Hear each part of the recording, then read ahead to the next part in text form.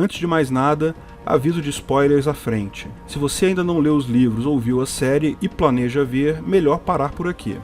Em um mundo imaginário, cheio de magia, dragões, zumbis e telepatas, vários reis lutam entre si em um drama claramente inspirado na Guerra das Rosas, entre a casa Lancaster e a casa York na Inglaterra medieval. Guerra das Rosas tem esse nome porque a casa de Lancaster usava como símbolo uma rosa vermelha, enquanto a casa de York usava uma rosa branca. Quando o rei Eduardo III faleceu no final do século XIV, o trono deveria ir para o seu filho Ricardo II, que seria da casa de York, mas seu primo, Henrique IV, pressionou o rei a abdicar e assumiu em seu lugar. Ele foi o primeiro rei da casa Lancaster. E a linha seguiu com a casa Lancaster por muitos anos, Henrique V, Henrique VI. Só muito depois, alguns barões começaram a questionar a mudança que houve lá atrás, e isso causou uma série de brigas entre as duas casas. Você sabe que a história da monarquia inglesa tem tantas passagens cruéis e curiosas que é inspiração para boa parte das obras de ficções modernas, né?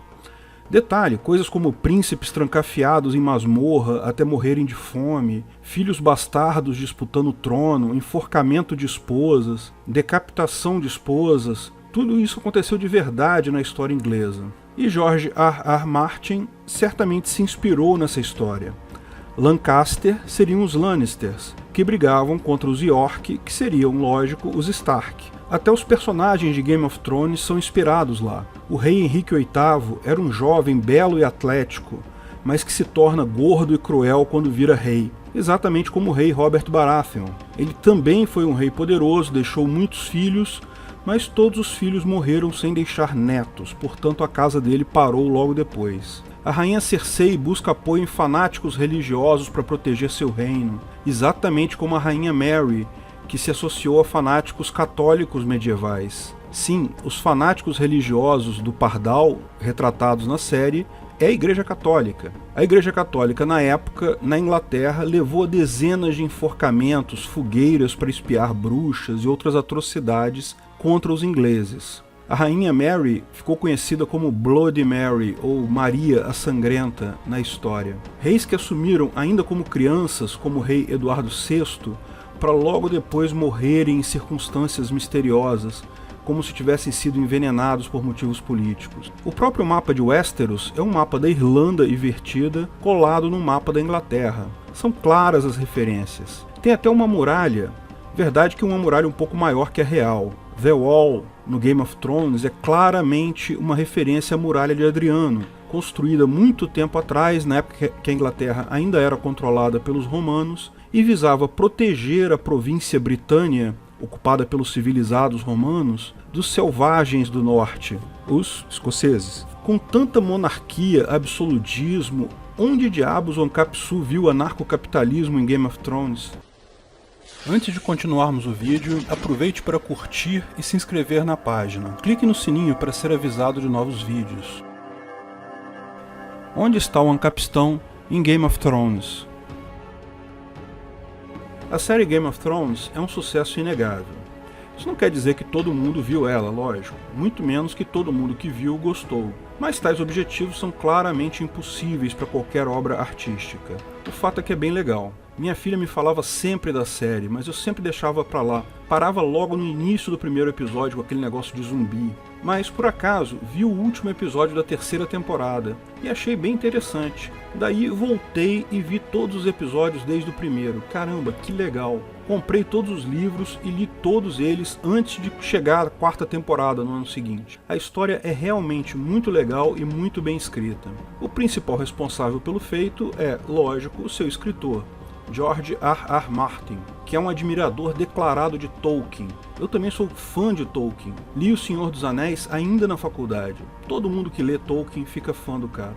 Mas George, além de adotar temas claros de Tolkien, ele também inovou. Ele copia o Tolkien em vários pontos. O fato de ser uma realidade fantástica, com seres mágicos, dragões, línguas próprias, todo um universo ficcional cheio de referências culturais esotéricas. Outra coisa que ele copia do Tolkien é a colocação de pistas, pequenas informações que só vamos entender muito mais adiante na história. O caso de Hodor, que aparece já na primeira temporada, e o episódio The Door, na 6ª temporada, é um exemplo clássico.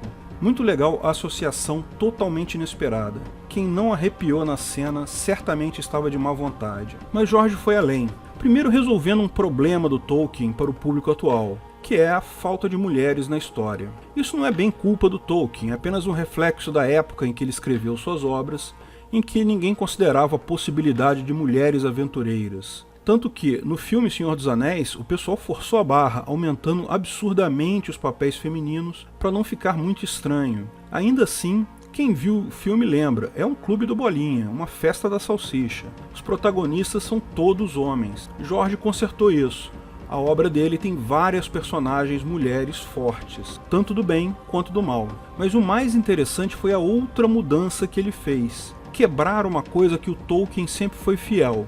A jornada do herói. Acho que todo mundo já percebeu que todos os filmes e livros de aventura têm muita coisa em comum. Lógico, não nos particulares, mas na estrutura central da história. Essa estrutura comum a vários filmes e histórias de aventura é a chamada jornada do herói. Preste atenção como quase todo filme tem essa mesma estrutura, embora, lógico, varie em vários pontos. A jornada começa com a apresentação do herói. O herói geralmente é um cara cuja capacidade é questionada, pode ser que seja pobre, que sofre na vida, pode ser que seja alguém que questiona a sua própria força. Todo filme ou seriado de aventura começa apresentando esse nosso herói. Game of Thrones já começa quebrando um pouco isso, porque começa com a cena dos caminhantes brancos, uma espécie de zumbi que habita no norte. Eles já estavam sumidos há muitos e muitos anos e de repente reapareceram. Mas logo depois disso já focam no nosso protagonista. Ned Stark é nosso herói claramente no início do livro. Ele é um nobre protetor do norte, conformado com sua posição secundária no reino, atormentado por um filho ilegítimo, o Jon Snow. Mas aí alguma coisa acontece que o nosso herói é chamado para uma aventura.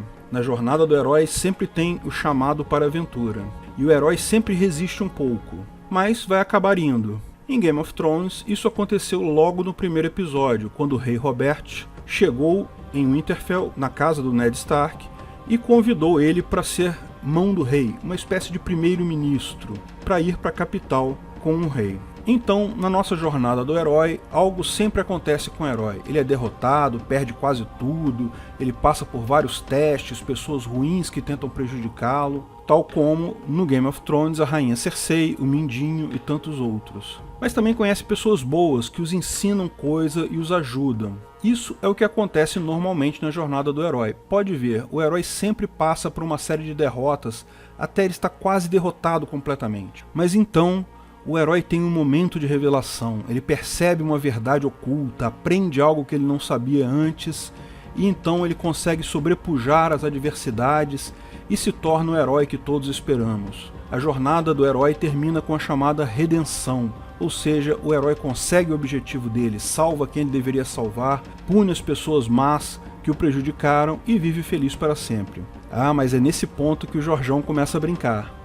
Ned de fato aprende algo novo, o quão cruel é a política. É preso e seria executado, mas todo mundo esperava que ele iria se safar da execução. Tudo caminha para isso, ele negocia com o rei Joffrey ser mandado para a muralha. Nós, espectadores, esperamos que isso seja mais uma coisa ruim que acontece com o herói, mas que de alguma forma ele vai conseguir retornar depois e ter sucesso. Mas não, ele é morto mesmo. Essa quebra da jornada do herói é a brincadeira favorita do George. Ele parece que escreveu os livros com a ideia de quantas vezes eu posso quebrar essa jornada de forma diferente. A morte do Ned Stark é só o início. O filho dele, o Robb Stark, começa a sua jornada de outra forma. Ele tem um chamado para aventura, que é vingar a morte do pai. Ele hesita fazer isso, como sempre faz o herói, mas resolve montar um exército no norte e descer para a capital para vingar a morte do pai. Nesse momento, na jornada do herói, ele deveria passar por dificuldades e etc. Mas, ao invés de sofrer derrotas, reveses, não. Ele ganha todas as guerras que entra, tudo dá certo para o Robb. Todos os nobres do norte declaram apoio a ele. Ele ganha literalmente todas as batalhas que luta. Praticamente coloca os Lannisters de joelho. até que, de repente, o Casamento Vermelho. Quem viu a série sabe o que é o Casamento Vermelho, não vou descrever aqui. Mas saiba que é a cena mais chocante que eu já vi em um seriado. Tem vídeos de reação ao Casamento Vermelho com pessoas chorando incontrolavelmente na internet. Enfim, se você ainda não viu, veja. Outros personagens principais também seguem nessa brincadeira. Daenerys Targaryen tem a chamada para aventura no casamento dela com Khal Drogo. Ela segue sofrendo na sua jornada, parece que chega ao fundo do poço com a morte de Khal Drogo e a morte do filho deles, logo após o nascimento, todo deformado. Mas daí ela tem a revelação de que ela é a não queimada, ela é a mãe dos dragões. Até aqui estamos certinho na jornada do herói. Depois disso, ela vira uma heroína, ela consegue ganhar de todo mundo, mas não tem sucesso como governante. Ela passa a se questionar seriamente se o que ela achava que era o certo é o certo, se ela não seria a imagem do seu pai, o Rei Louco. Ou seja, a jornada do herói dela quebrou porque ela ganha as batalhas, mas não consegue controlar seus súditos. Algo deu errado aí. Mas a jornada dela ainda não acabou. Tem muita gente que acha que ela vai acabar realmente como uma heroína vencedora da coisa toda. Pode ser, mas a minha opinião é que vai ser uma outra heroína que irá roubar a cena. Não por ser particularmente forte ou marcante, mas justamente por ter sido quem mais evoluiu no seriado. Sansa Stark começou tudo como uma menina bonitinha e mimada, que era apaixonada pelo príncipe Joffrey Baratheon. Chegava a dar raiva na primeira temporada como ela era mimada e boba. Mas ela também tem a sua jornada do herói, que começa com a morte do pai, quando ela percebe que Joffrey é um vilão, e a partir daí ela é perseguida, forçada a casar 2 vezes contra a vontade, sofre bastante, até que resolve lutar quando fogem com Theon, do jugo do Ramsay Bolton. Ela está até aqui seguindo a jornada do herói certinha. Ela é um personagem feminino forte, sem usar a força, mas de forma impressionante conseguiu ganhar até a Batalha dos Bastardos usando apenas armas exclusivamente femininas: acordo, atração, negociação. Jamais pegou em uma espada e ganhou a batalha mais crucial para recuperar o norte. Se dependesse do Jon Snow, Bolton estaria rindo até agora com os cachorros dele. Por falar em Theon Greyjoy, essa é a jornada mais triste de todas. Theon Greyjoy é um príncipe das Ilhas de Ferro, mas é criado junto dos Stark. Ele começa sua jornada quando larga o amigo Robb para buscar o apoio militar do pai. Mas ao chegar nas Ilhas de Ferro, percebe que o pai ainda guarda um enorme rancor contra os Stark por terem sido derrotados por estes e eles terem capturado seu filho, o Theon. Daí então, o seriado expõe o dilema entre natureza e criação. Nós somos nossos genes, somos nossa natureza intrínseca, ou somos o que aprendemos ao sermos criados? De um lado, ele é confrontado com a sua natureza, mostrada pelo pai ao perguntar se ele pagou o preço de ferro ou o preço de ouro pelo manto que ele está usando. Ou seja, ele tomou aquilo de alguém, é o preço de ferro, ou ele pagou por aquilo, fez um negócio, é o preço de ouro. Tomar coisas à força é uma tradição das Ilhas de Ferro que contrasta com a honradez da família Stark que o criou. Esse dilema, pelo menos para Theon, termina com ele optando pela natureza, ou seja, se declarando um filho das Ilhas de Ferro e partindo numa aventura de herói ao contrário, ou seja, incentivado pelo pai, ele se volta contra o Robb Stark. Cria um escarcéu danado, toma o Winterfell, expulsa os filhos menores de Ned Stark, mas então conhece Ramsay Bolton, que se torna seu torturador de estimação ao longo de quase toda a série. Só no finalzinho ele se redime e volta a fazer coisas boas, por exemplo, ajudando Sansa a fugir do Ramsay. Embora agora o cara esteja totalmente quebrado. Quem acompanha a série sabe do que eu estou falando. Ele fez uma jornada do herói invertida, começando bom, se tornando mal e depois se redescobrindo como bom. Outro personagem relevante é o Jon Snow. Começa o seriado como filho bastardo de Ned Stark. Como bastardo, ele nunca foi aceito de fato na família Stark, e sua jornada do herói começa quando ele resolve se tornar um membro da Patrulha da Noite, uma ordem militar que guarda a muralha. Lá ele é visto como um outsider, mas ganha a confiança do comandante da Patrulha da Noite, que decide treiná-lo para ser seu substituto. Só que dá tudo errado. Ele é capturado por selvagens, o comandante é morto, só que depois ele se alia aos selvagens e retorna para a muralha para se tornar o comandante da Patrulha da Noite. Mas, numa reviravolta pouco usual, ele é um comandante da Patrulha da Noite que, ao invés de brigar contra os selvagens, como sempre fez a Patrulha da Noite, ele agora quer se aliar aos selvagens. Lógico, ajudando eles contra o grande perigo, que são os zumbis ou caminhantes brancos. Uma jornada do herói clara, de fato. E ele é morto no final, igualzinho ao Ned Stark. Mas então, surpresa total, ele é revivido pela Feiticeira Vermelha. Enfim, uma reviravolta na própria reviravolta.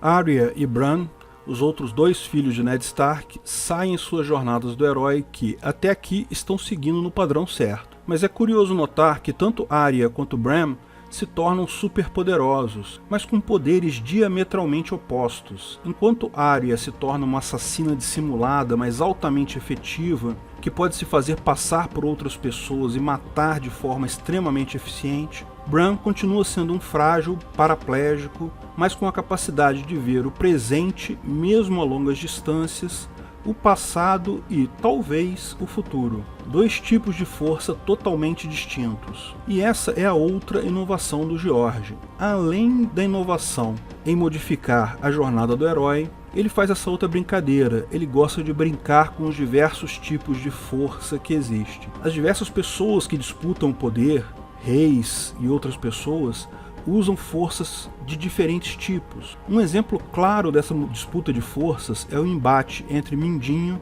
e a rainha Cersei logo no início do seriado. Mindinho diz que ele tem informações e que informação é poder, ao que a rainha manda seus guardas matarem ele e logo em seguida volta atrás. Daí ela faz o ponto dela. Não, força é poder. Falamos sobre essas diferentes formas de poder no vídeo Quem Manda no Mundo, lembra? Mas não tem ilusões, George é um escritor político. Essa exposição sobre os diversos tipos de força, ele faz com um objetivo claro de expor não apenas o dinheiro, o poder, como as diversas outras formas de convencimento, religião, amor, nobreza, informações, como todas essas formas de poder podem se atacar. Pode reparar como ele brinca com isso. Na Batalha de Blackwater, Stannis tem a força, ele claramente vai ganhar a batalha, mas o conhecimento de Tyrion, que joga um navio com fogo vivo, ou Wildfire, contra a frota dele, praticamente liquida as esperanças de Stannis. Mas há também personagens femininas com força bruta, uma força quase masculina,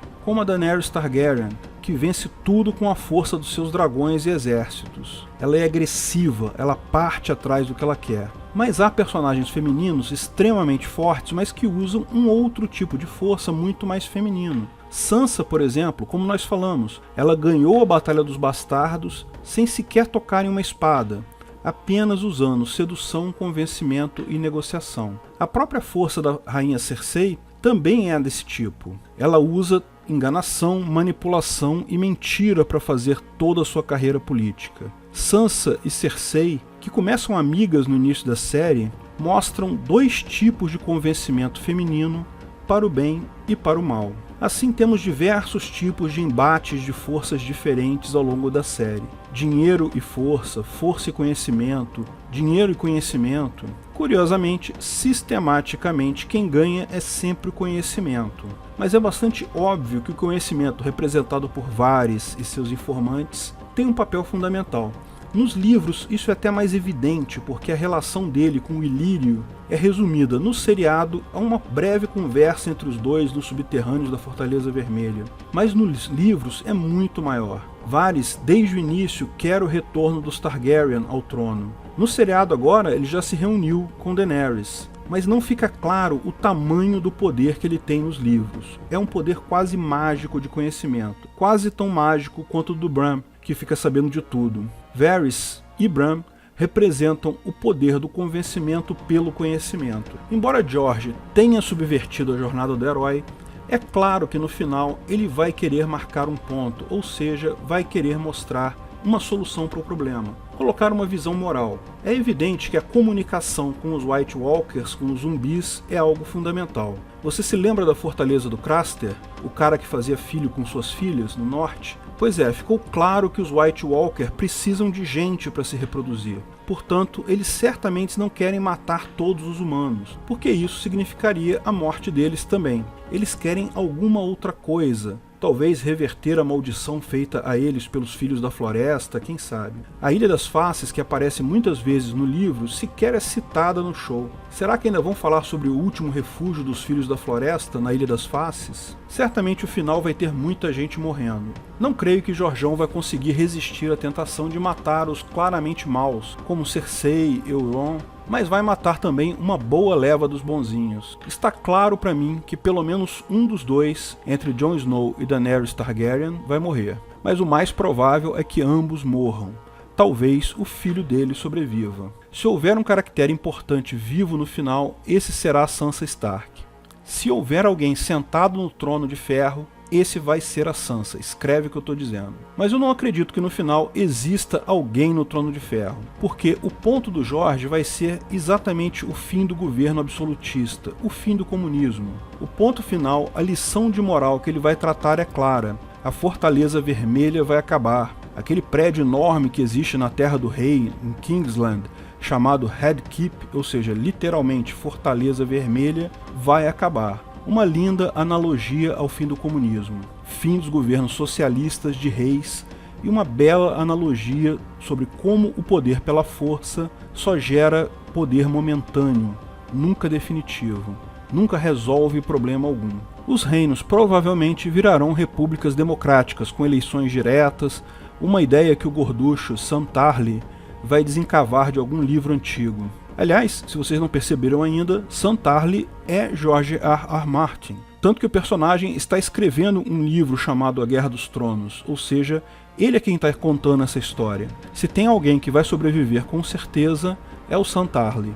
Mas no meu final favorito, Sam Tarly / George R.R. Martin acha um pergaminho denominado Democracia, o Deus que Falhou, numa biblioteca qualquer, e então percebe o erro que é a República Democrática. Bran vai então criar uma rede de disseminação descentralizada de informações, tipo uma internet dos corvos, em que todos em Westeros conseguem trocar mensagens com todos os demais, e isso não é mais mantido uma hierarquia de informação com base na cidadela. E daí então, Arya vai perceber uma oportunidade de negócio, vai criar uma empresa de segurança privada no estilo do Hoppe, para competir com a empresa de segurança dos Mantos Dourados de Braavos, e a empresa de segurança da Porta do Preto e Branco, que também vai entrar nesse mercado. Varys vai criar um tribunal privado para julgar causas entre pessoas e empresas de segurança, para competir com a empresa equivalente criada pelos Maesters da Cidadela. No final, Sansa irá dizer: afinal, para que precisamos de governo? A lei natural já nos dá toda a base que precisamos para viver em paz, imposto é roubo e viva o Ancapistão. Ok, pode ser que Jorge não chegue a isso, mas é só traçar a continuação das ideias dele, do conhecimento sempre ganhando sobre a força, para ficar claro o destino final de Westeros. Lá também, tal como aqui, o Ancapistão é inevitável. Bom, o que você acha do meu final? Tem alguma outra teoria sobre o final da série? Coloque nos comentários o que você acha que vai acontecer na última temporada. Os finais descritos por colaboradores eu vou incorporar e falar sobre eles no final do vídeo da sexta-feira, o vídeo que eu vou lançar na sexta-feira. Eu vou cortar essa parte final que eu estou falando agora e vou, ao invés dela, falar sobre as teorias que os meus patrocinadores têm sobre esse final. Se você não quiser ter seu nome citado no vídeo, me avise que eu oculto o seu nome na hora de falar sobre a sua teoria. Se você não falar nada, eu vou assumir que posso falar o seu nome sem problema. Além disso, vou sortear 2 canecas Ancapsu com o logo do canal entre os patrocinadores que colocarem alguma sugestão de final da série nos comentários até a quarta-feira à tarde, tá? Porque eu preciso da quinta-feira justamente para preparar o vídeo da sexta. Depois vou sortear mais uma entre os não apoiadores depois que o vídeo for lançado na sexta-feira. Veja detalhe dessas promoções no primeiro comentário fixado. Obrigado por assistir nosso vídeo. Comente abaixo se tiver dúvidas ou sugestões de novos temas.